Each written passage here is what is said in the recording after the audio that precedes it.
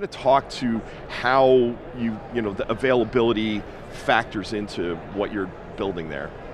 Right, so I think the big thing, in terms of like delivering the solution to our stakeholders is that, as we've talked about, it has to be like, we don't really want to get our hands into it, right? It needs to be, we stand it up, we layer on top of that our delivery model, and then basically allow our teams to be able to allocate their namespaces, deploy their applications, deploy their persistent volumes and storage right there. They don't have to think about what's under the covers, right? And then the second part of that, once it's up and running, we need that availability, right? So we need to be able to we take down a cluster to do maintenance. We need to be able to shift our workloads. We try to generally do a zero downtime maintenance, right? So we basically would take down one node in a cluster, do the upgrades, things like that. We shift the workloads around.